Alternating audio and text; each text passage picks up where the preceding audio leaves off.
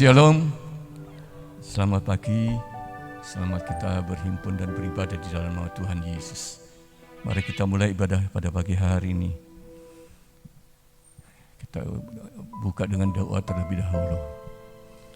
Bapa Surgawi, kami berterima kasih Tuhan, kalau kembali pagi hari ini Tuhan berikan kami kekuatan, Tuhan berikan kami kesehatan, Tuhan berikan kami perpanjangan umur, sehingga kembali kami boleh berada di dalam rumah-Mu. Tidak lain untuk memuji dan menyembah-Mu Tuhan, karena Engkau teramat baik bagi kami. Terima kasih Tuhan, karena Engkau-lah yang menjadi sukacita bagi kami Tuhan. Terima kasih Tuhan, kami serahkan ibadah kami dari awal hingga akhir, hanya di dalam pimpinan daripada kuat kuasa Roh Kudus, di dalam nama Tuhan Yesus Kristus. Haleluya, amin. Haleluya. Biarlah Tuhan Yesus menjadi sukacita dan menjadi kekuatan bagi kita.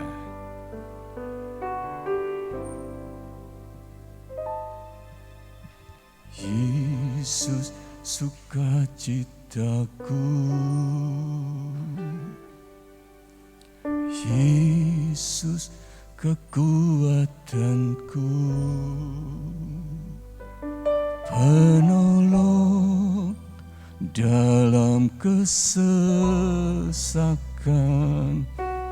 Kau sangat terbukti, hatiku bersuka memuji nama-Mu, jiwaku bermegah, ku angkat tanganku. Apapun yang terjadi dalam keadaanku, sukacitaku hanya di dalam-Mu.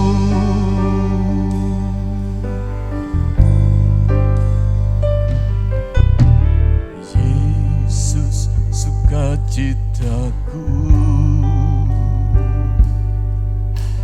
Yesus kekuatanku, penolong dalam kesesakan. Kau sangat terbukti,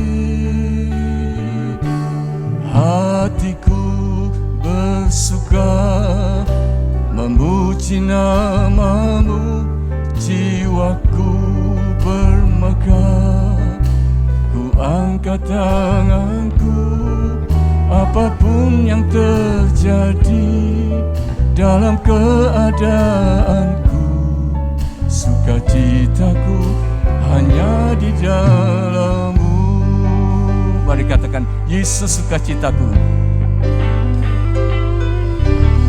Yesus sukacitaku, Yesus kekuatanku, penolong dalam kesesakan. Kau sangat terbukti, hatiku bersuka memuji nama-Mu, jiwaku bermegah, ku angkat tanganku. Apapun yang terjadi dalam keadaanku, sukacitaku hanya di dalam-Mu. sedianya untuk bangkit berdiri. Yesus sukacitaku, Yesus kekuatanku, penolong dalam kesesakan, kau sangat terbukti. Hatiku bersuka memuji namamu, jiwaku bermegah, ku angkat tanganku. Apapun yang terjadi dalam keadaanku, sukacitaku hanya di dalam-Mu.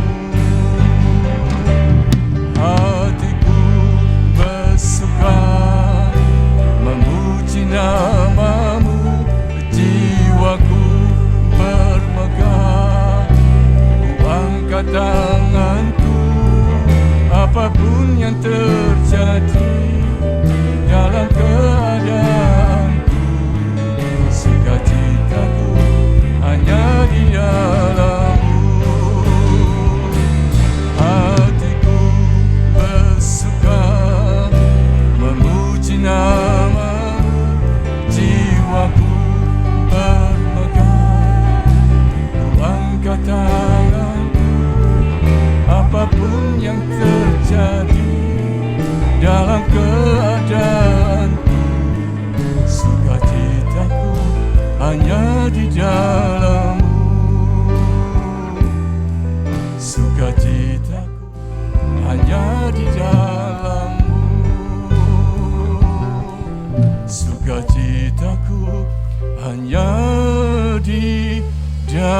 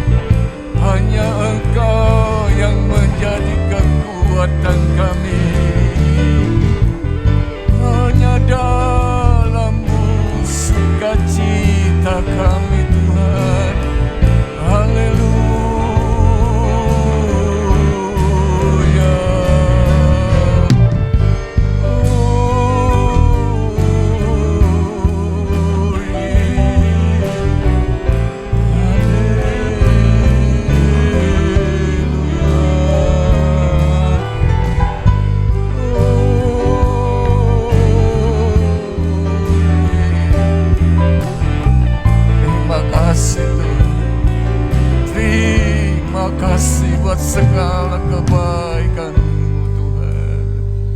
Terima kasih Tuhan buat segala kasih setia-Mu Tuhan. Hingga hari ini kami boleh terpelihara semata-mata karena kasih karunia-Mu Tuhan. Terima kasih Tuhan, terima kasih. Haleluya. Amin. Silakan duduk kembali saudara-saudara.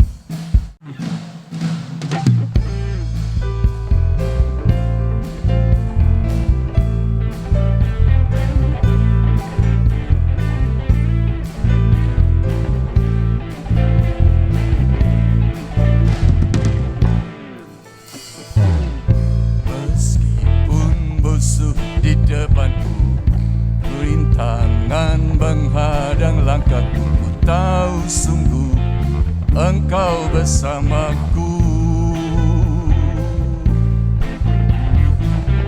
Beribu rebah di kiriku, berlaksa di sisi kananku, ku tahu janjimu Engkau bersamaku. Takkan pernah goyah keyakinanku pada dirimu, Yesus Tuhanku. Tiada yang seperti dirimu. Kulah kuatku, kebanggaanku, gunung batu dan keselamatanku. Kuat tanganmu, perlindunganku, Kaulah Allah sumber kemenanganku. Haleluya. Kita bangkit berdiri, saudara. Timbun musuh di depanku, rintangan menghadang langkahku, ku tahu sungguh Engkau bersamaku. Beribu rebah di kiriku, berlaksa di sisi kananku, ku tahu janjimu Engkau bersamaku. Takkan pernah goyah keyakinanku pada dirimu, Yesus Tuhanku. Tiada yang seperti dirimu. Kaulah kuatku, kebanggaanku, gunung batu dan keselamatanku. Kuat tanganmu, perlindunganku, Kaulah Allah sumber kemenangan. Kaulah kuatku, kebanggaanku, gunung batu dan keselamatanku. Kuat tanganmu, perlindungan, Kaulah Allah sumber kemenanganku.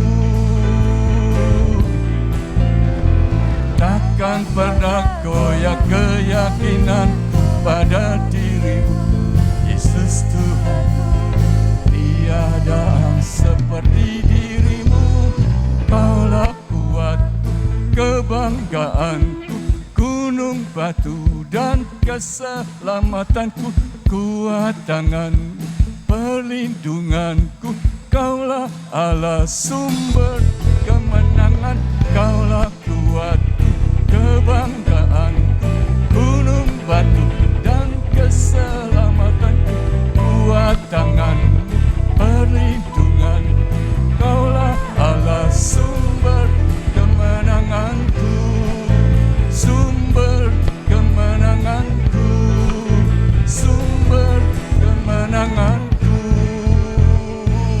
Haleluya, beri kemuliaan bagi Tuhan.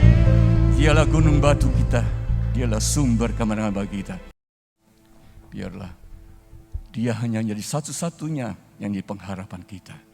Dialah yang menjadi penolong di dalam hidup kita. Kita akan menyiapkan hati kita untuk firman Allah.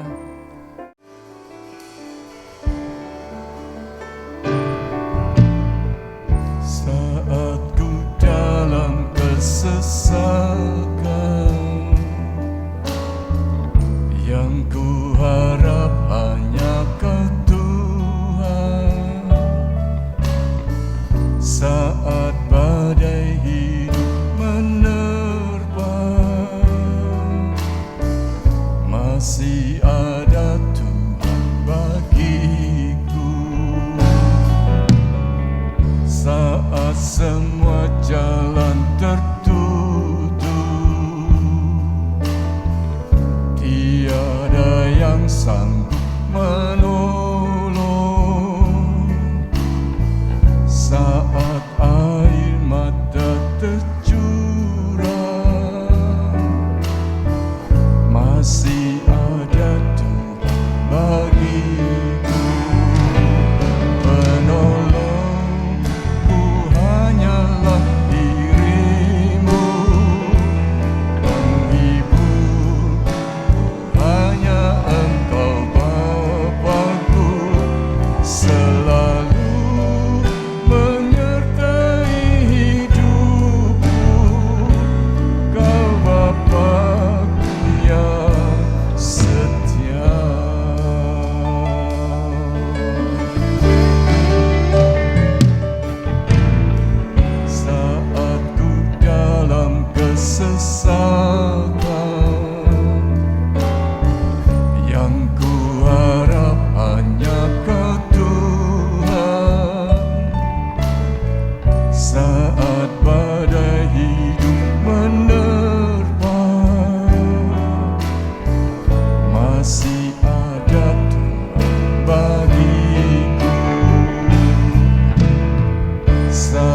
semua jalan tertutup, tiada yang sanggup menolong. Saat air mata tercurah, masih ada Tuhan bagiku. Penolongku hanyalah dirimu, penghiburku hanya Engkau Bapa-Ku, selalu menyertai hidupku. Kau Bapa-Ku yang setia. Penolongku hanyalah dirimu, penghibur hanya Engkau Bapa-Ku, selalu menyertai hidupku. Kau Bapa-Ku yang setia. Penolongku hanyalah dirimu, penghibur hanya Engkau Bapa-Ku, selalu menyertai hidupku. Kau Bapa-Ku yang setia. Kau Bapa-Ku yang setia. Kau Bapa-Ku yang setia.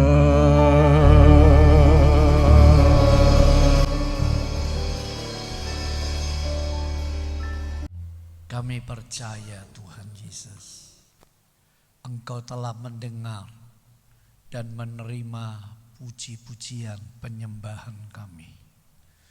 Kami percaya hadirat-Mu bersama dengan kami.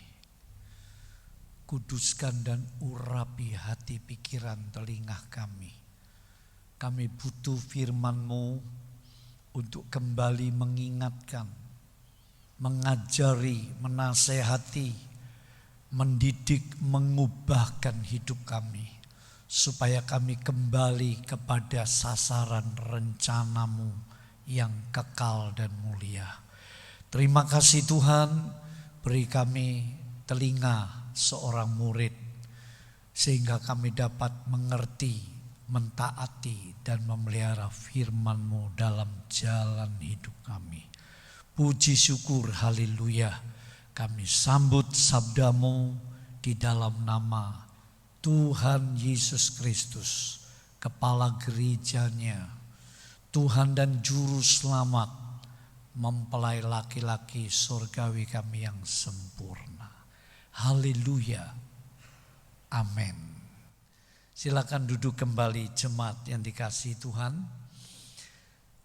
Dimanapun saudara berada, entah masih di rumah-rumah ataupun berada di rumah Tuhan, marilah sama-sama pagi hari ini kita mau menikmati uraian firman Tuhan. Kalau puji-pujian itu firman Tuhan yang disyairkan. Pemimpinnya tidak bisa terlalu menguraikan. Kalau firman Tuhan dikhotbahkan, diceramakan, dikupas, di situ uraian demi uraian yang disebut menafsirkan, tetapi dengan jelas dan benar. Sedangkan ada firman Tuhan yang bersifat rema, yaitu ada satu kalimat atau beberapa kata yang jadi peneguhan, yang jadi petunjuk, yang jadi kesan untuk kita yang lagi menghadapi berbagai macam pertanyaan atau problema. Bahkan firman Allah yang mungkin belum jadi rema itu menjadi pengertian, pengetahuan rohani. Ingatlah jemaat yang dikasihi Tuhan, langit bumi pasti lenyap. Dan ini prosesnya sedang lenyap. Hari-hari ini di New Zealand darurat nasional. Banjir luar biasa. Mobil hanyut itu baru-baru aja. Belum badainya itu sehingga banyak kegiatan stop. Saudara dan saya masih duduk nyaman. Hari-hari ini paling tidak ratusan juta orang kelaparan. Ya. Tapi ada saatnya orang nanti lapar dan haus akan firman. Itu dinubuatkan Tuhan. Jadi nanti gimana ya kira-kira itu? Tidak ada pengkhotbah, tidak ada pembicara, tidak ada lagi berita-berita lewat medsos tentang kebenaran firman. Semua tertutup. Itu saatnya firman Tuhan menjadi tidak ada lagi di bumi. Orang mencari kemana-mana, tidak didapatinya. Itu kata firman Tuhan. Nah, mari ibadah kita pagi hari ini disertai perjamuan suci. Kita akan membaca Injil Matius pasal yang ke-26. Injil Matius pasal yang ke-26. Sering perjamuan suci ini disamakan dengan Paskah. Paskah orang Israel berbeda sedikit dengan Paskah orang Kristen zaman akhir. Tetapi punya makna yang sama. Ada penumpahan darah domba yang terpilih supaya Israel dapat keluar dari negeri perbudakan, dari cengkeraman Firaun. Dalam perjanjian baru, Paskah kita adalah Kristus yang membawa kita keluar dari kerajaan kegelapan, masuk dalam kerajaan terangnya, mengeluarkan kita dari kebinasaan menuju kehidupan yang kekal. Mari saudara kita membaca Matius pasal 26. Kita baca ayat yang ke-26 sampai 29. Mungkin ada yang bertugas membacakan firman, sebab membaca firman itu ada pahalanya. Ya, ada pahalanya sendiri. Saudara terima tamu, saudara bersihkan gereja, saudara mengatur sound system, saudara berdoa, saudara peduli rumah Tuhan, ya saudara memberikan 1/10, saudara menginjil, saudara mendukung pelayan-pelayan Tuhan, saudara mengasihi gembalanya, macam-macam. Itu semua kesempatan yang Tuhan beri untuk saudara menghimpun harta di sorga yang disebut pahala. Ayo kita membaca Matius 26 ayat 26 sampai 29. Silakan. Ya, semua ikut baca di textbook ya, jangan hanya di HP. Sebisa mungkin saudara bawa textbook Alkitab yang tertulis. Mari. Dan ketika mereka sedang makan, Yesus mengambil roti, mengucapkan berkat, memecah-pecahkannya, lalu memberikannya kepada murid-muridnya dan berkata, "Ambillah, makanlah, inilah tubuhku." Sesudah itu ia menggali cawan, mengucap syukur lalu memberikannya kepada mereka dan berkata, "Minumlah kamu semua dari cawan ini, sebab inilah darahku, darah perjanjian yang ditumpahkan bagi banyak orang untuk pengampunan dosa. Akan tetapi aku berkata kepadamu, mulai dari sekarang aku tidak akan minum lagi hasil pokok anggur ini sampai pada hari aku meminumnya, yaitu yang baru bersama-sama dengan kamu dalam kerajaan Bapa-Ku." Amin, haleluya. Inilah tubuhku yang diserahkan atau dipecah-pecahkan dan berkata, "Ambillah, makanlah."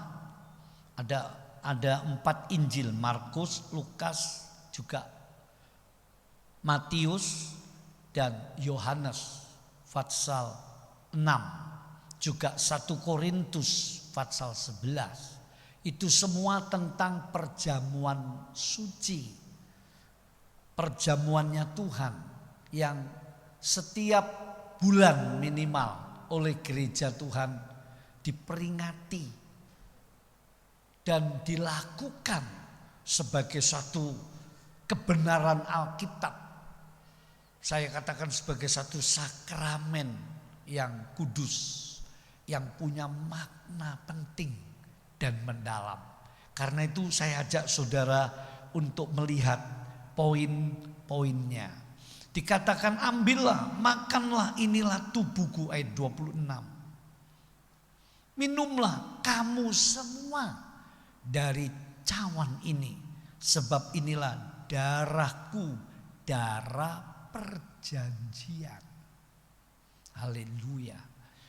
Jadi saudara, poin pertama perjamuan suci adalah Allah menggenapi perjanjiannya. Apa perjanjiannya? Coba dibaca Kejadian pasal 3 ayat 15. Kalau saya tidak salah ingat, tiba-tiba saya ingat ini. Kejadian pasal 3 ayat 15. Silakan. Kejadian 3 ayat ke-15. "Aku akan mengadakan permusuhan antara engkau dan perempuan ini, antara keturunanmu dan keturunannya. Keturunannya akan meremukkan kepalamu." Siapa keturunan Hawa yang dapat meremukkan kepala ular? Ular adalah binatang atau iblis menyamar dalam binatang, tafsirannya bisa macam-macam ini. Ya, atau betul-betul binatang dirasui iblis, diperalat iblis di Taman Eden. Keturunan dari Hawa itulah Kristus. Intinya di situ. Terus, "Dan engkau akan meremukkan tumitnya." nah, engkau akan meremukkan tumitnya. Artinya saudaraku, ini bicara perjanjian Allah sejak manusia itu mengalami kejatuhan dalam dosa. Tidak ada yang bisa ngurusi, menyelesaikan persoalan dosa manusia. Ini penting disadari sampai hari ini. Seandainya Kristus tidak datang ke dunia, Sang Firman itu menjadi manusia. Kalau Allah tidak inkarnasi menjadi manusia dalam kurun waktu tertentu, surga hanya impian. Tidak ada pengharapan apa-apa bagi umat manusia. Ini bukti kasihnya dan perjanjiannya. Nah, ini penting saudara. Allah pernah berjanji kepada Nuh, "Aku gak akan menghukum lagi bumi dengan air bah." Saya percaya beberapa berita ramalan akan terjadi tsunami raksasa. Biar gimana, saya percaya firman bumi gak akan lenyap dengan air bah. Sebab Tuhan sudah berjanji, dikasih tanda pelangi. "No, aku tidak akan membinasakan bumi dengan air bah lagi. Pasti betul. Nah, saudaraku, tapi Allah akan membinasakan bumi di akhir zaman ini karena kejahatannya ditunggu sampai sempurna. Nah, di sini kita melihat perjanjian Allah itu pasti digenapi. Dimulai di Taman Eden sampai di kayu salib di Bukit Kalvari, Bukit Tengkorak, Bukit Golgota atau tulisannya Golgota. Nah, perjamuan suci bagi orang Kristen mengingatkan seberapa banyak kali kamu makan roti itu, minum dari cawan anggur itu, kamu mengingat akan daku. Jadi saudara, memang manusia ini pelupa. Banyak hal yang terlupakan. Khususnya hal-hal rohani. Khususnya firman Allah. Khususnya kasih Tuhan. Khususnya rencana Tuhan. Kita sering lupa. Khususnya berkat-berkat Tuhan. Jadi poin pertama perjamuan suci ini bicara tentang keselamatan. Nah, sebelum saya uraikan di poin ini, saya tanya, saudara kaya atau miskin? Ayo, 1 menit. Saudara ini orang kaya atau orang miskin? Ayo jawab dong. Nah, bingung toh? Bingung ya. Kadang-kadang pertanyaan itu bikin saya dan saudara bingung. Saudara ini kaya atau miskin?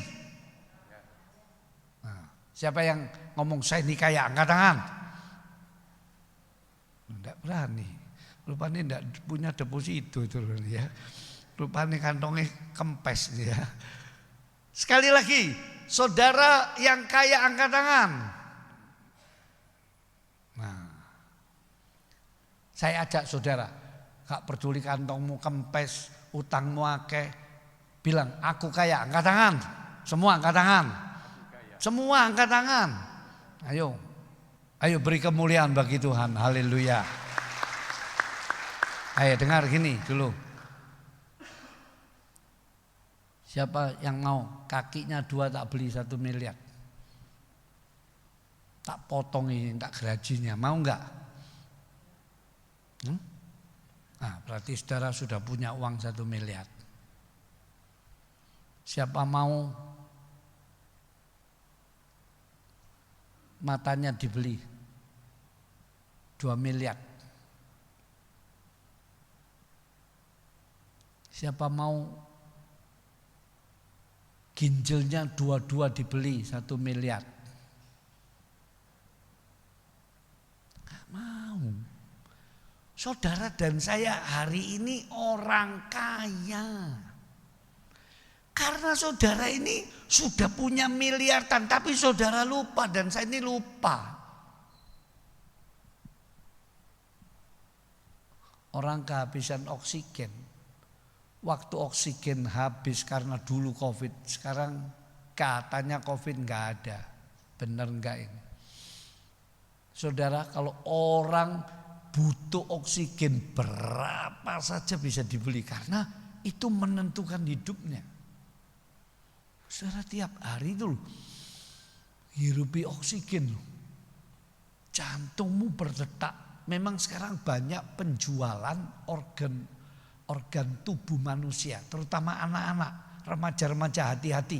Diculik masuk mobil, dibedah, diambil.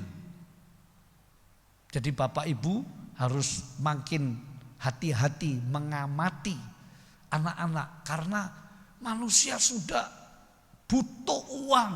Uang akan menjadi sumber kejahatan kata Alkitab. Tamak akan uang, bahkan butuh akan uang. Itu sumber kejahatan. Saudara tahu peristiwa-peristiwa gara-gara uang. Wah, banyak yang ditangkap KPK. Banyak yang diadili sampai hukuman mati dan seterusnya. Saudara yang dikasih Tuhan, kita ini kaya. Ini baru bicara tubuh kita yang fana. Tapi perjamuan suci mengingatkan kita tentang keselamatan. Keselamatan dan berkat-berkatnya itu loh. Bonus-bonusnya.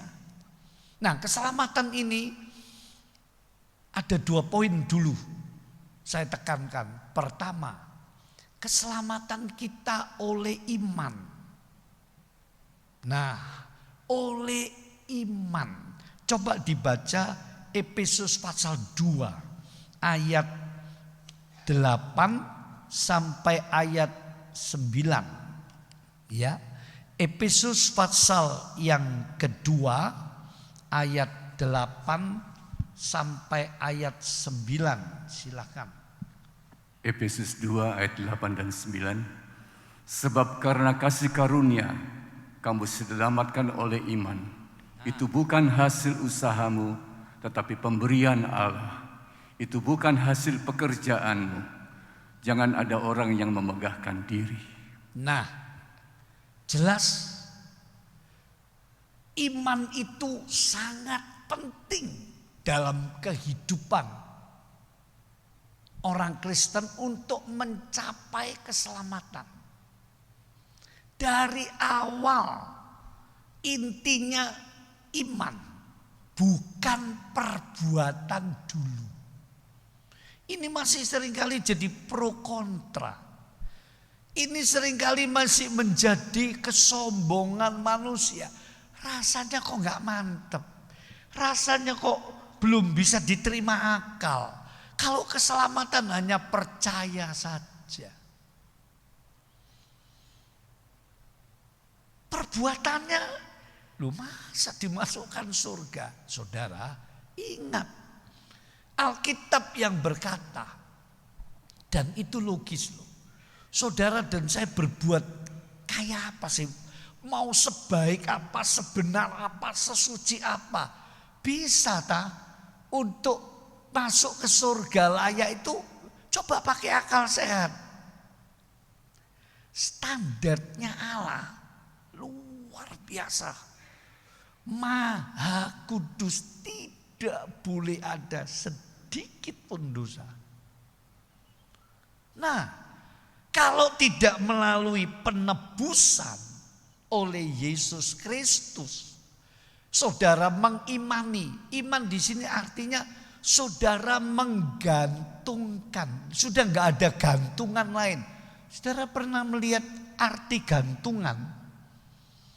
Ya, gantungan itu menentukan loh saudara. Kalau enggak punya gantungan, terus gimana? Gantungan itu bisa berbentuk macam-macam. Plafon ini pasti ada gantungannya ke atap itu. Kalau enggak, bahaya, bisa ambrol. Gantungan itu penting. Jadi kalau kita berurusan dengan keselamatan, kita itu hanya bisa bergantung, berharap sepenuhnya, meletakkan semua kepastian selamat kita itu pada pengorbanan tubuh darah Yesus Kristus. Tidak ada cara lain. Mengapa hanya Yesus?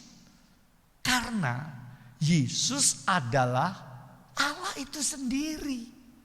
Yang dari surga turun ke bumi, dia proses kelahirannya tanpa benih laki-laki. Itu satu-satunya. Sampai hari ini gak bisa dibantai. Dia satu-satunya manusia di muka bumi yang gak pernah sekali saja berbuat dosa. Sekecil apapun. Mana ada. Karena itu saya singkat pengajaran tentang keselamatan ini, saudaraku, karena iman. Nah, lalu fungsi perbuatan baik apa? Perbuatan baik itu saudara, itu justru membuktikan kita mengucap syukur bahwa kita diselamatkan karena iman. Lalu kita bersyukur kita mau berubah, kita mau berbuat baik. Jadi perbuatan baik itu bentuk dari ucapan syukur. Selain itu perbuatan baik merupakan buah-buah keselamatan. Orang yang diselamatkan pasti berbuat baik. Walaupun kebaikannya itu proses sampai kebaikan yang sempurna. Kata kitab Wahyu itu seperti jubah putih, halus, lenan, halus. Yang bercahaya indah itulah perbuatan-perbuatan baik orang kudus. Selain itu perbuatan baik kaitannya ada pada pahala. Pahalanya itu loh berbeda-beda nanti. Tergantung perbuatan-perbuatan kita di bumi. Jadi orang Kristen tidak akan diadili sesudah mati karena dosa-dosanya enggak akan. Ini yang seringkali terlupakan soal keselamatan. Kalau orang Kristen diadili lagi soal dosanya nanti di akhirat. Saudara, Yesus sudah diadili untuk saudara loh. Pilatus sampai berusaha melepaskan dia, diadili sewenang-wenang. Salibkan dia, salib. Pilatus, apa salahnya? Sudah tak cambuk saja habis-habisan, tak siksanya. Oh, orang-orang Yahudi, orang yang beragama malah kalap. Bunuh dia, salibkan dia. Lihat, Yesus sudah menanggung pengadilan yang tidak adil. Yesus menanggung keadilan Allah. Apa itu? Dosa, upahnya maut, kematian. Jadi kalau ada yang meragukan, Yesus gak disalib, Yesus gak mati, cuma diganti muridnya. Bagi saya gak masuk akal. Wong upah dosa itu maut. Lihat itu, Adam, pada hari kamu makan buah itu, kamu mati. Ada yang bilang, oh itu mati rohaninya, betul.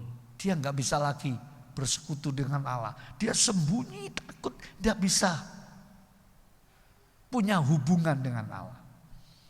Tapi kalau saudara teliti, matinya Adam gak sampai 1000 umurnya. Padahal 1 hari kata surat Petrus itu sama dengan 1 harinya Allah, sama dengan 1000 tahunnya manusia, kan betul. Tuhan bilang pada hari kamu makan, kamu mati. Betul, gak sampai umur 1000. Kok tepat ya? Ada kata umurnya Adam 1100 gitu atau 1002 tahun gitu. Batal itu surat Petrus. Tepat firman Allah. Pada hari kamu memakannya.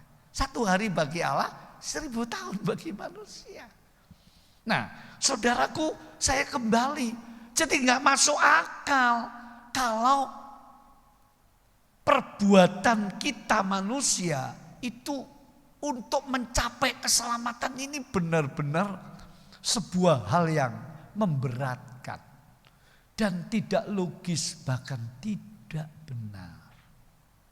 Gak bisa, karena itu Paulus dengan jelas, itu baru 1 ayat, belum surat Roma, belum yang lain-lain. Bukan karena perbuatan. Jadi perbuatan itu sebagai bentuk ucapan syukur perbuatan baik itu. Karena saudara diselamatkan. Orang yang diselamatkan pasti berbuat baik dengan ikhlas, dengan kasih Tuhan di hatinya. Tapi orang yang berbuat baik belum diselamatkan, hati-hati loh. Keselamatan saudara sebatas pujian manusia. Di surga ditolak, gak laku saudara. Gak laku, gak cukup. Nah ini yang harus tahu. Iblis berusaha memutar balik. Kalau kamu berbuat baik, kamu berbuat baik. Nah ini jangan disalahartikan lalu. Wah, Tuhan masukkan orang jahat, orang berdosa ke surga. Surga gak ada dosa. Karena itu disucikan. Diampuni, ditebus. Percaya saja, artinya saudara menggantungkan keselamatan saudara itu pada korban. Yesus Kristus. Bukan korban Tuhan Yesus, bukan. Tuhan tidak bisa berkorban, Tuhan tidak bisa mati. Yang mati itu Yesus, artinya sang pelepas, sang penyelamat. Kristus artinya yang diurapi. Dia diurapi untuk satu misi dan visi menyelamatkan manusia. Hanya dia satu-satunya. Makanya dia berkhotbah. Akulah jalan, kebenaran dan kehidupan. Jalannya ke surga, dibenarkan supaya beroleh hidup yang kekal. Bukan kekal dalam kebinasaan. Nah, jemaat yang dikasihi Tuhan, dengar baik-baik ini. Oleh iman. Karena itu Petrus berkata, imanmu lebih berharga dari emas murni sekalipun. Coba. Jangan kamu menukarkan imanmu dengan jabatan, dengan harta, dengan ancaman. Iman ini harganya luar biasa untuk keselamatan. Tapi perbuatan baik itu mengikut sebagai ucapan syukur, sebagai buah dari keselamatan. Tadi saya katakan, orang yang diselamatkan pasti berbuat baik sampai menuju kebaikan yang sempurna. Dan sebagai kesempatan untuk menghimpun pahala. Sebab semua yang kita miliki di bumi ini gak bisa kita bawa loh saudara. Gak bisa. Bencana-bencana akan melenyapkan semua harta benda, semua hal di bumi ini akan lenyap. Kalau saudara baca di kitab Wahyu, 7 meterai, 7 sangkakala, 7 bokor murkala. Ngeri itu. Dunia ini pasti hancur, lebur, habis. Karena itu waktu Yesus di bumi, dia mengajak, himpunkan hartamu di surga. Di mana tidak ada karat, tidak ada pencuri, tidak bisa dirusak. Paulus berkata supaya kamu terima sepenuhnya mahkotamu. Nah, jadi perbuatan baik ini berkaitan dengan pahala, berkaitan dengan nanti kemuliaan yang akan kita terima. Ini harus jelas dibedakan. Percuma kalau untuk keselamatan ke surga orang berbuat baik dulu, nanti dia kaget loh. Di akhirat loh, nggak diterima, enggak. Tapi kalau orang Kristen sudah diselamatkan tapi nggak mau berbuat baik, ini satu pertanyaan. Jangan-jangan nggak dilahirkan baru sungguh-sungguh. Jangan-jangan dia belum diselamatkan. Dia cuma mengerti, dia cuma mencicipi berkat-berkat keselamatan, kesembuhan, keuangan diberkati, nasib diangkat, mundak berkati. Apalagi saudara ya, itu cuma bonus-bonus keselamatan, tapi keselamatannya enggak loh.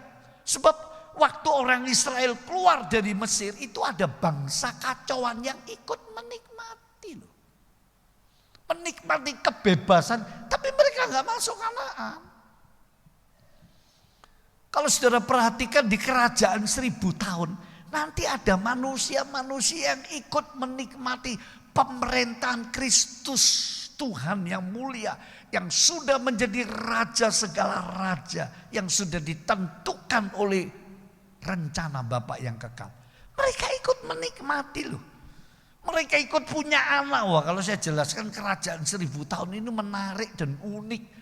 Dan itu peristiwa yang sangat-sangat agung mulia. Yang gak ada. Saudara, temukan di buku lain di dunia ini. Dan ini waktunya sudah dekat. Lihat, mereka ikut menikmati. Tapi akhirnya mereka nanti dibakar dengan api. 2 Petrus 3 baca di rumah. Karena mereka dihasut oleh iblis sekali lagi. Setelah iblis dikeluarkan dari jurang maut. 1000 tahun dia dikurung di situ. Dikeluarkan. Nah, kisahnya kan begitu. Nah, yang kedua soal keselamatan ini. Bicara pemeliharaan Tuhan. Saat saudara dan saya menjalani perjalanan keselamatan itu loh. Kalau saudara terima Yesus, dilahirkan baru diselamatkan, namamu tertulis di surga, saudara langsung mati, masuk surga. Tapi kalau saudara dan saya masih hidup, nah ini proses perjalanannya cukup penuh rintangan, tantangannya. Makanya ada komik rohani, ada buku yang ditulis oleh John Bunyan, Perjalanan Seorang Musafir. Saudara bacaan ya, kalau masih punya buku ini mungkin cari di Google. Unik, saya pernah mikir gini, ini kalau tak buat sinetron, wah berapa episode ini ya. Kira-kira pengusaha siapa yang mau dana ya? Ada berapa di luar anak Tuhan. Wah, jadikan cerita-cerita jadi sinetron. Pengaruh multimedia sangat hebat. Nanti banyak pekerjaan di dunia ini akan tutup, saudara. Gara-gara semua pakai online. Siap-siap loh. Ini benar ini. Tunggu saja saatnya. Nah, saudara lihat perjalanan iman Kristen ini banyak tantangan. Dari dirinya sendiri, sifat kedagingan, hawa nafsunya. Jadi nafsu itu ya dari Hawa, karena Hawa dulu yang bernafsu makan buah itu. Tapi ada nafsu yang wajar, nafsu makan. Aduh, aku enggak punya nafsu makan, dikasih vitamin nafsu makan. Ya. Nafsu seks yang normal, nafsu untuk mencapai karier, belajar sungguh-sungguh, kerja enggak kenal, putus asa, itu wajar boleh. Tapi ada nafsu yang melampaui. Nah itu. Keinginan daging dalam 1 Yohanes itu diterjemahkan dalam seorang ahli Alkitab menafsirkan itulah keinginan yang berlebihan.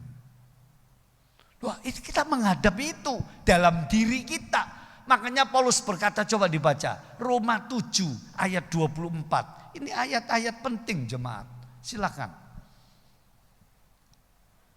Roma 7 ayat 24. Ini buktinya, ya. Roma 7 ayat 24. Aku manusia celaka.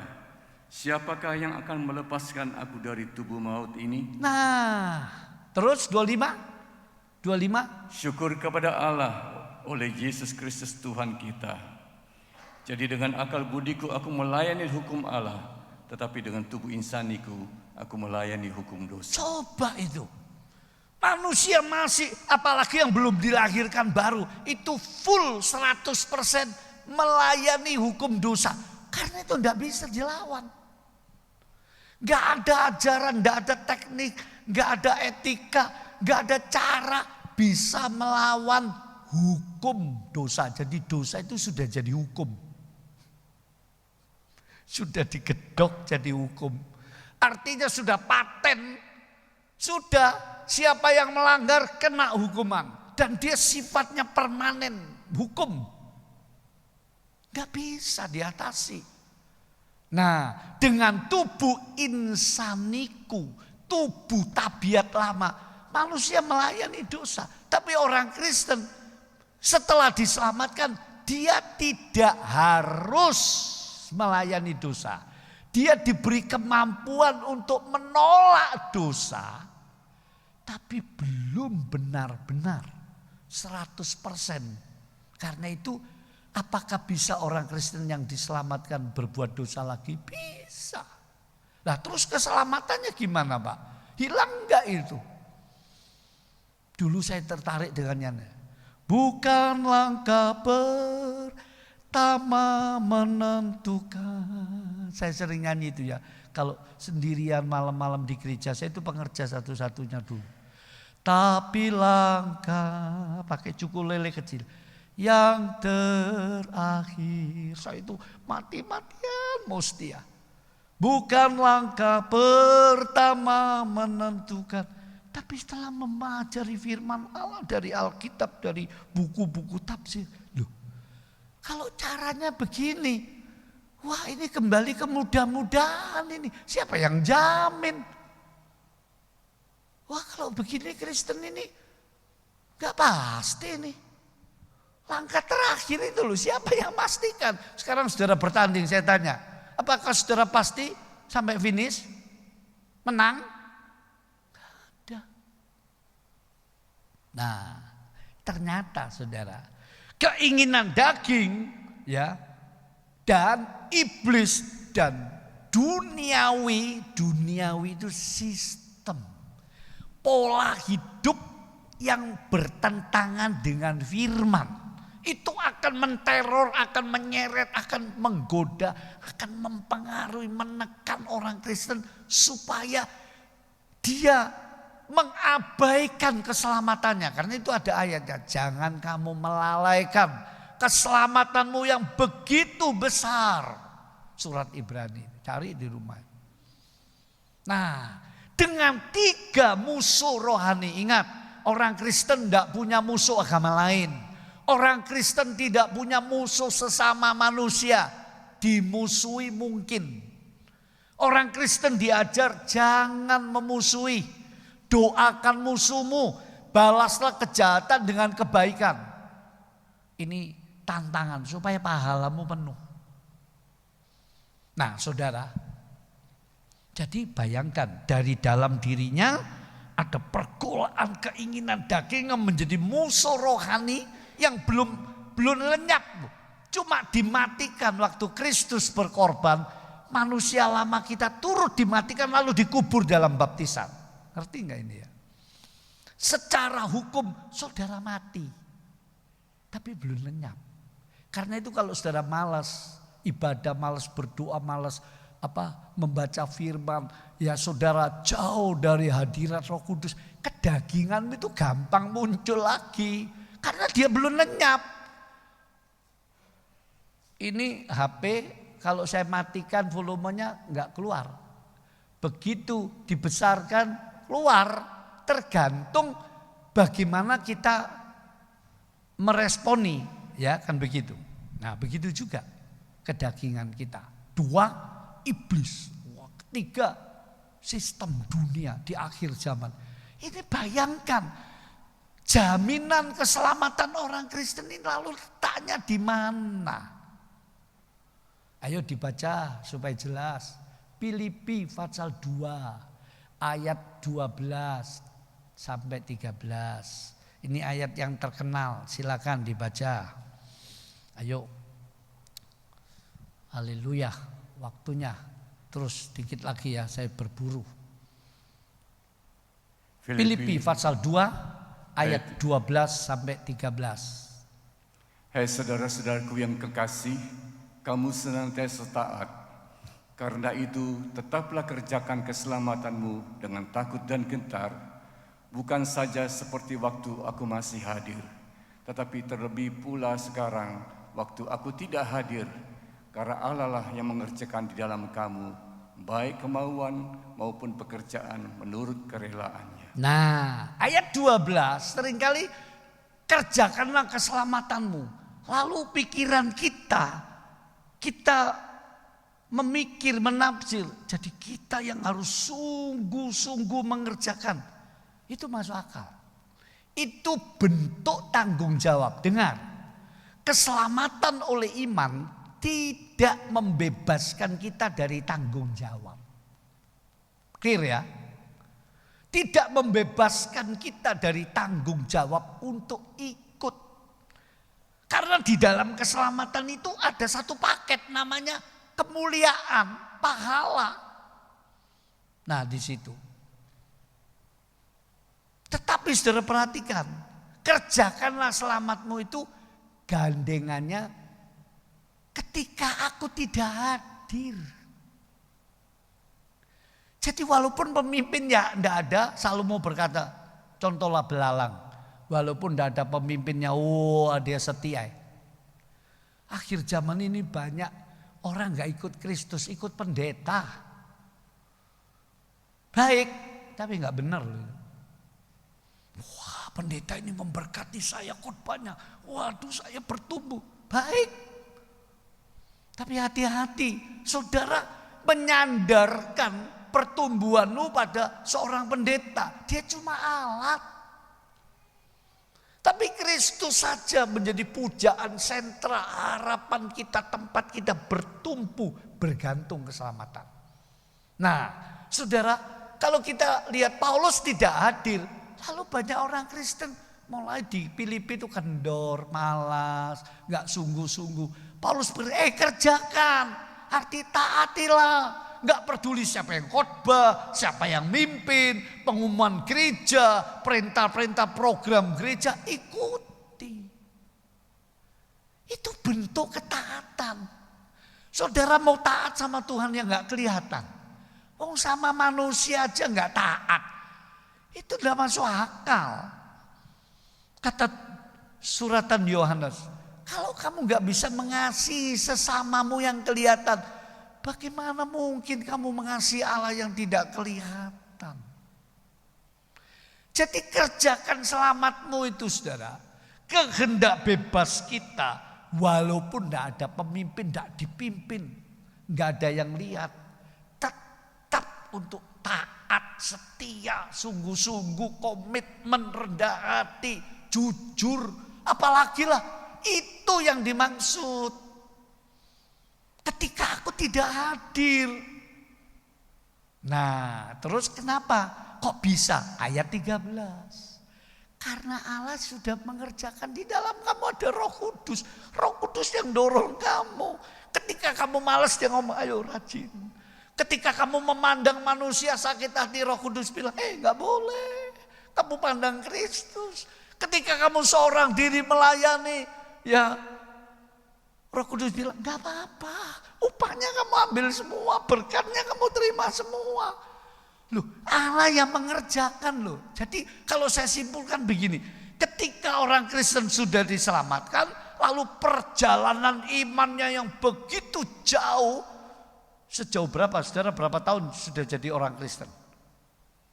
Nah, perjalananmu ini kelihatannya kita yang ikut berperan, kehendak bebas kita. Wah, kita yang mau setia, kita yang bertobat, kita yang mau hidup sungguh-sungguh, mau hidup kudus, mau melayani itu. Kelihatannya kita yang berperan, dan itu betul.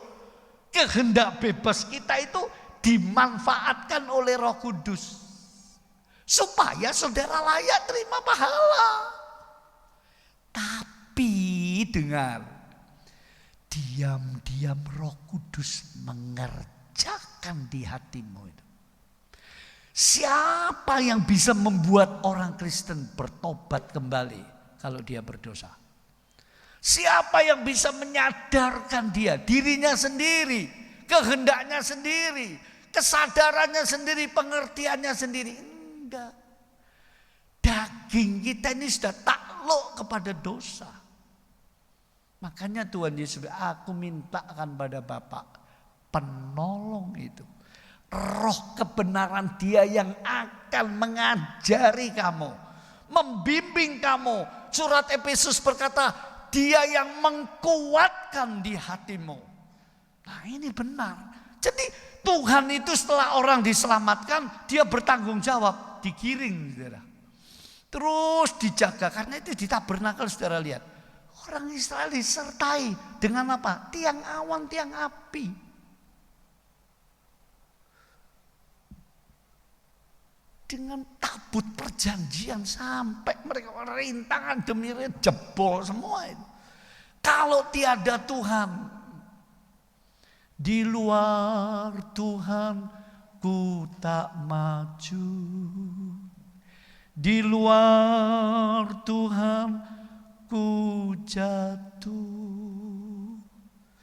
Tanpa Tuhan, saudara dan saya nggak ada apa-apanya. Pertama, untuk menggapai keselamatan tanpa korban Yesus, perjamuan suci sekarang, saudara tidak punya harapan. Saudara nggak ada tempat untuk bertumpu bergantung. No way. Tidak ada cara lain, percayalah. Yang terus mau bantah nanti dibuktikan di akhirat.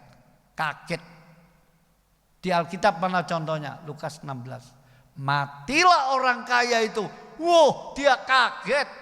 Mungkin orang kaya ini suka beramal mungkin. Gak bisa. Tapi perjalanan keselamatan kita ini diam-diam Tuhan juga menopang. Nah bagaimana kalau orang Kristen tadi saya singgung, di seberang kehidupan bumi ini kalau orang Kristen mati bukan diadili lagi dosanya. Wong sudah ditebus, sudah ditumpahkan, sudah digantikan Yesus kok. Nanti di sana itu yang diadili pahalamu.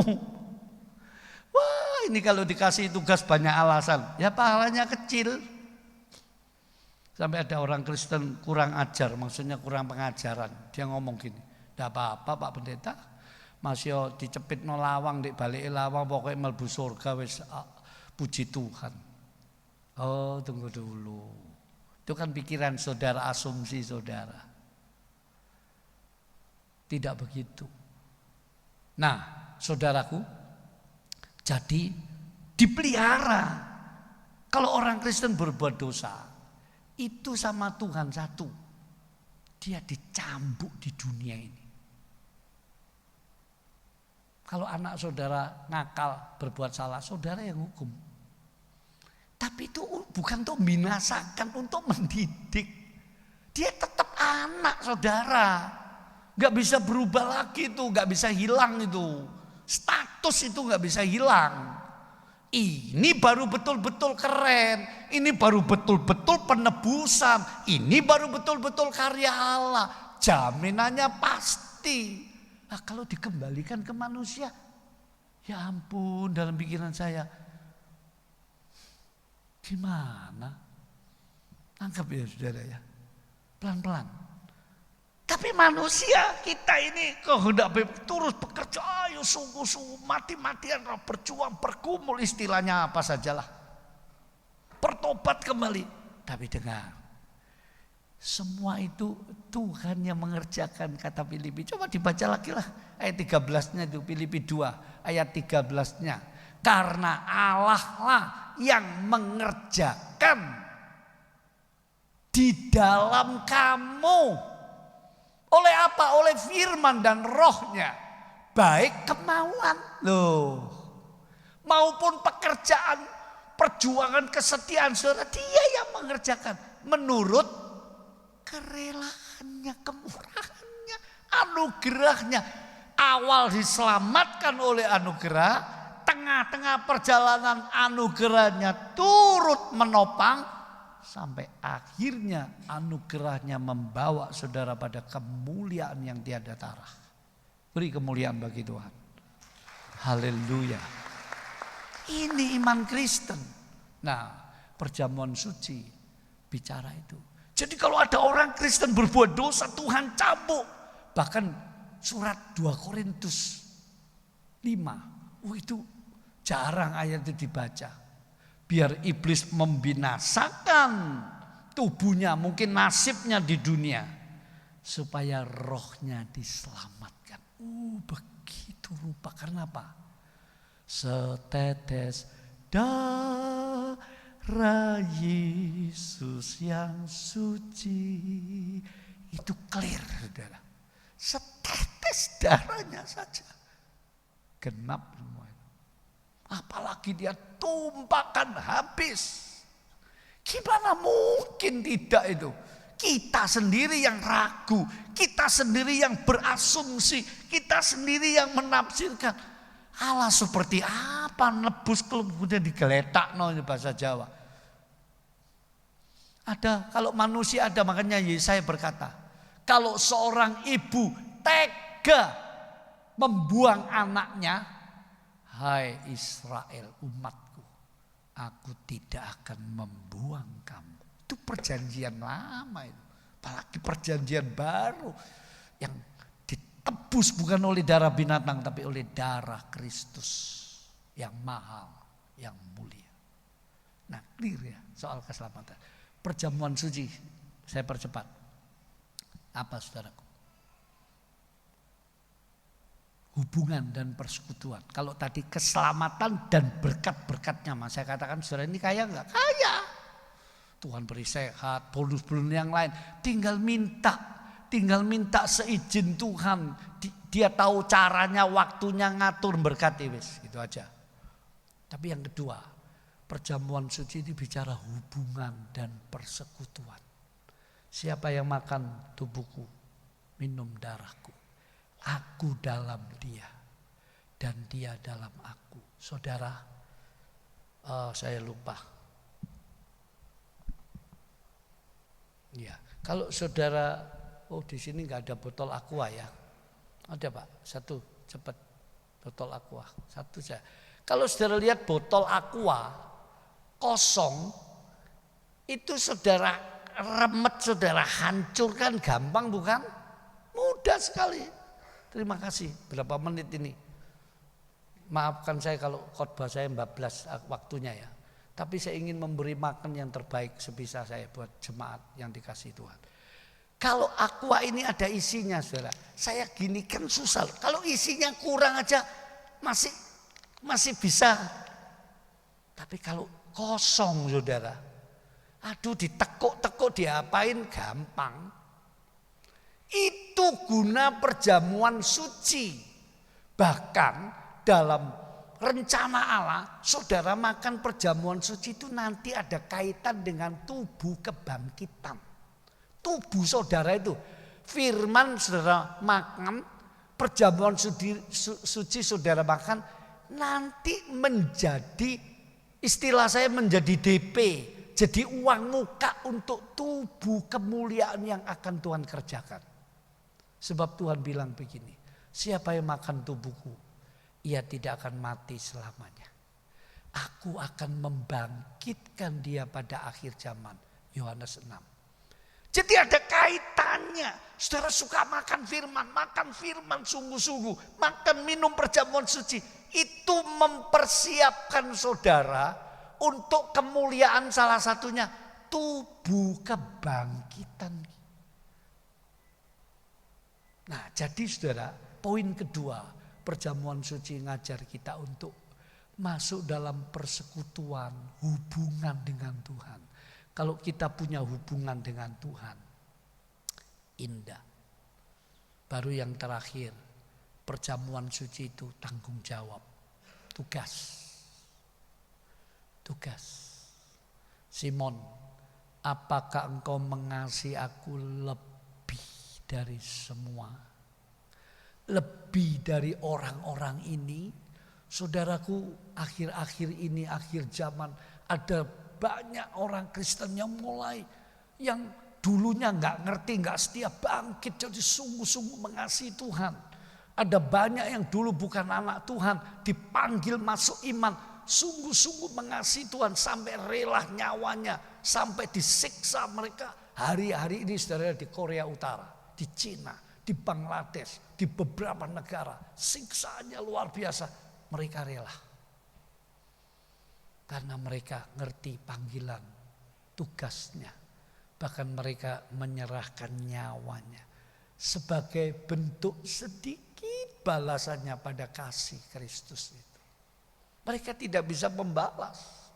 Terlalu agung, terlalu besar kasihnya. Sampai nyawa mereka pun gak ada artinya itu dibanding dengan pengorbanan Kristus itu.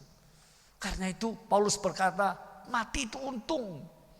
Hidup adalah Kristus. Sampai begitu saudara. Jadi yang ketiga, perjamuan suci mengingatkan kita. Tanggung jawabmu, komitmenmu, tugasmu. Jangan rewel, jangan banyak alasan.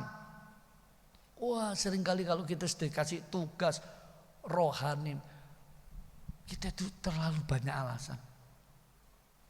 Saya tanya satu dokter, kamu minggu ini jangan lupa datang ya. Aduh om, sorry om. Teman saya datang terus, saya ngelencer di luar kota om. Saya diam aja. Masuk mulutnya pendeta, tak kutuk yo kamu masuk begitu. Saya bilang, ya sudah Tuhan besertamu. Cuma begitu toh. Tapi nanti urusannya di pengadilan Kristus. Saudara yang setia, utamakan dulu baru berangkat lencer. Pernah nggak saya cerita di sini? Ada sekarang keluarga ini, dulu keluarga ini anaknya itu jemaat saya dan Zaman dulu itu ada paduan suara. Sekarang gereja sudah ada paduan suara itu ya. Pujian dan penyembahan. Ada paduan suara. Saudara, waktu minggu selesai ibadah mesti latihan paduan suara. Nah, anaknya ini bilang, papa mamanya berangkat liburan minggu, ya, naik mobil, terus akhirnya dia bilang, enggak Pak, di gereja ada latihan. Sekarang nanti ada minggu lagi melok. Enggak Pak, aku mau nunaikan tugasku dengan setia. Singkat cerita setelah berangkat, aduh kita ikut sedih. Saya ikut menghibur pacarannya. Saat keluarga beres entek saudara. Anak ini yang selamat. Coba bayangkan. Jadi saudaraku, perjamuan suci mengingatkan tugasnya. Yesus pikul salib, berkali-kali jatuh, dia tetap setia. Sampai dia berkata, sudah genap. Apa saudara sudah menggenapi rencana Allah? Kehendak Allah di akhir zaman. Setiap kali makan minum perjamuan suci kita diingatkan keselamatanmu itu. 2, kita diingatkan hubungan persekutuanmu dengan Tuhan. Gimana? Jauh atau dekat? Ini sudah akhir zaman, saya nggak akan kuat. Kalau nggak ada persekutuan dengan Tuhan, sumber penghiburan, kekuatan, kemenangan di situ. 3, tanggung jawabmu. Nah, mari pagi hari ini saudara dan saya mau menggunakan perjamuan suci dengan iman dan bersyukur pada Tuhan. Saya undang jemaat berdiri dan para pelayan perjamuan kudus untuk maju ke depan. Mari jemaat kita berdiri bersama-sama. Dimohon dengan kasih Tuhan pelayan perjamuan suci untuk maju ke depan. Ya, haleluya. Silakan. Kasih Allahku sungguh telah terbukti ketika dia serahkan anaknya. Haleluya. Kasih Allahku sungguh telah terbukti ketika dia serahkan anaknya. Amin. Kasih Allah mau berkorban bagi kau dan aku. Tak ada kasih dan kasih seperti kasih-Mu. Bersyukur semua katakan.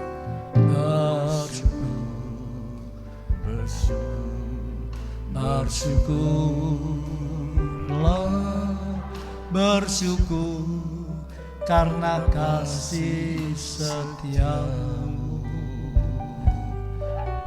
Ku sembah, ku sembah, ku sembah dan ku sembah selama hidupku. Ku sembah Kau Tuhan. Mari jemaat kita pujikan sekali lagi. Kasih Allahku sungguh telah terbukti. Amin. Ketika dia serahkan anaknya, kasih Allah mau berkorban bagi kau dan aku. Tak ada kasih seperti kasih-Mu.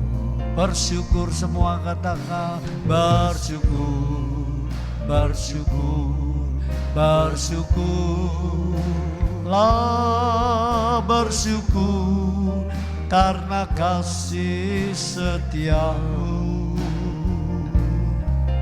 Ku sembah, ku sembah, ku sembah dan ku sembah selama hidupku. Ku sembah Kau Tuhan. Katakan bersyukur, bersyukur, bersyukur, bersyukurlah, bersyukur karena kasih setia-Mu. Ku sembah, ku sembah, ku sembah dan ku sembah. Selama hidupku ku sembah Kau Tuhan. Selama hidupku ku sembah Kau Tuhan. Ku sembah Kau Tuhan.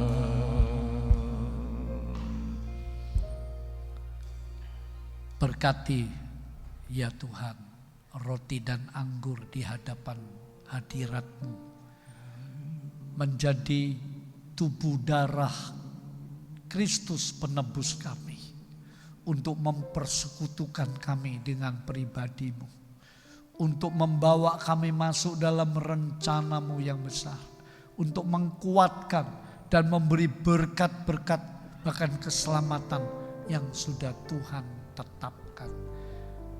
Kuduskan kami semua para pelayan. Layakkan jika ada kesalahan Tuhan mengampuni saat ini. Tuhan menguduskan oleh firman dan oleh darah Kristus. Sehingga kami dilayakkan ambil bagian dalam tubuh darah-Mu. Kami sambut dengan penuh syukur ya Bapa. Di dalam nama Tuhan Yesus Kristus. Penebus kami yang hidup. Haleluya. Amin. Silakan jemaat duduk kembali. Yang di rumah-rumah, kalau ada siapkan perjamuan suci Anda. Kasih Allahku sungguh telah terbukti ketika dia serahkan anaknya. Kasih Allah mau berkorban bagi kau dan aku. Tak ada kasih seperti kasih-Mu. Kasih Allahku sungguh telah terbukti ketika dia serahkan anaknya. Kasih Allah mau berkorban bagi kau dan aku. Tak ada kasih seperti kasih. Mari kita bersyukur semua.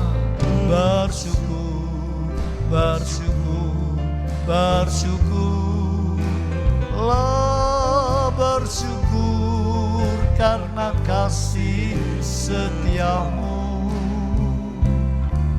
Ku sembah dan ku sembah.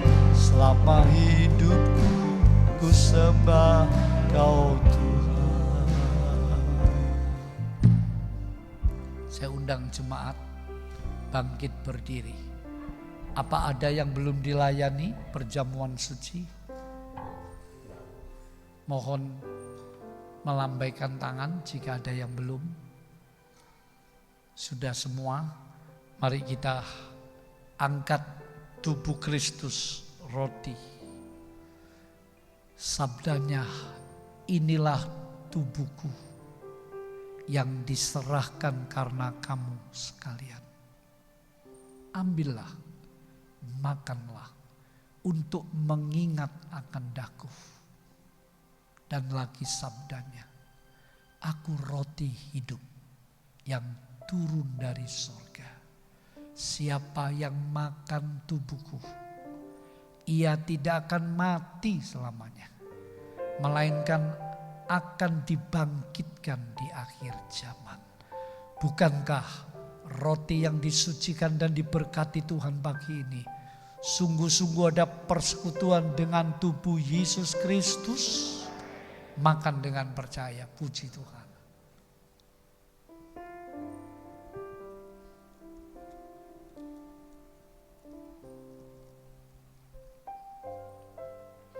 Lalu diambilnya cawan anggur itu. Sambil mengucap syukur, Yesus Kristus bersabda, inilah darahku, darah perjanjian baru, yang ditumpahkan untuk jalan keampunan dosamu. Artinya untuk memastikan keselamatan kita. Ambillah, minumlah untuk mengingat akan daku. Dan lagi sabdanya, siapa yang makan tubuhku dan minum darahku, aku tinggal dalam dia dan dia tinggal di dalam aku. Bukankah cawan yang disucikan dan diberkati Tuhan sendiri pagi ini benar-benar ada persekutuan dengan darah Yesus Kristus? Puji Tuhan, minum dengan percaya.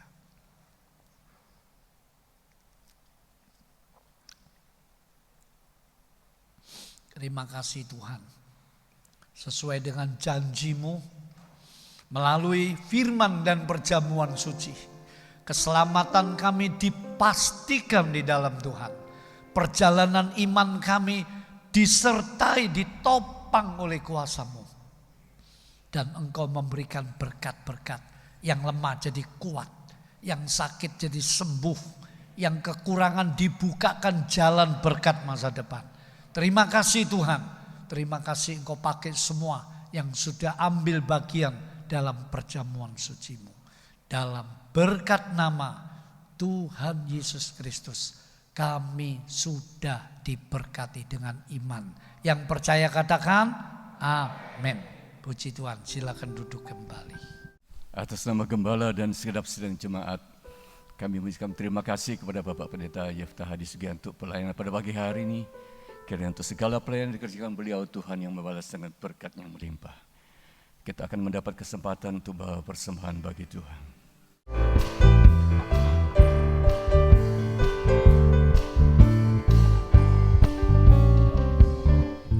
Ada satu sobatku yang setia, tak pernah dia tinggalkan diriku.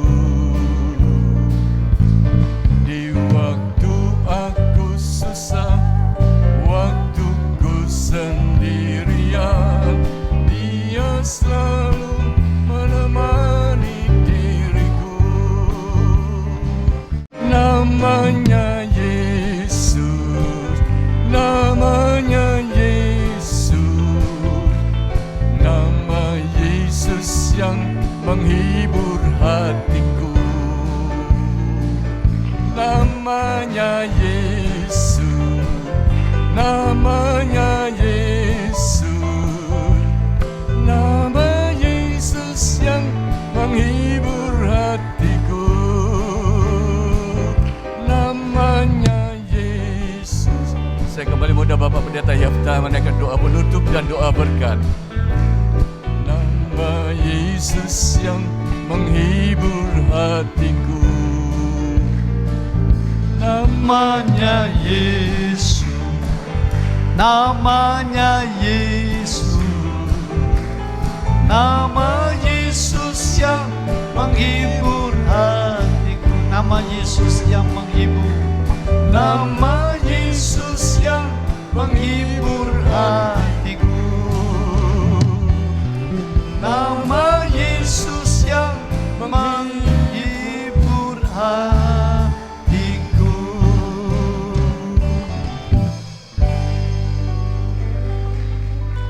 Tuhan memberkati persembahan saudara, baik sepersepuluh maupun persembahan sukarela. Mari kita angkat tangan, wajah kita. Tuhan, kami percaya Engkau yang menyempurnakan kebenaran firman-Mu menjadi buah-buah yang mengubah hidup kami, yang memberkati hidup kami, yang memproses menuju kesempurnaan hidup kami. Terima kasih Tuhan, terima kasih jemaat-Mu sebentar kembali pulang. Saudara yang dikasihi Tuhan, kiranya berkat dari perjamuan suci dan firman-Nya dalam anugerah kasih sayang penyertaan dari Bapa, Putra dan Roh Kudus, Allah yang Esa, yang hidup, yang Maha Kuasa, memberkati saudara hari ini, esok, sampai Maranatha. Tuhan Yesus datang dalam kemuliaan yang besar. Saudara dilindungi pulang dengan selamat sejahtera. Haleluya. Amin. Selamat pagi, Tuhan Yesus memberkati.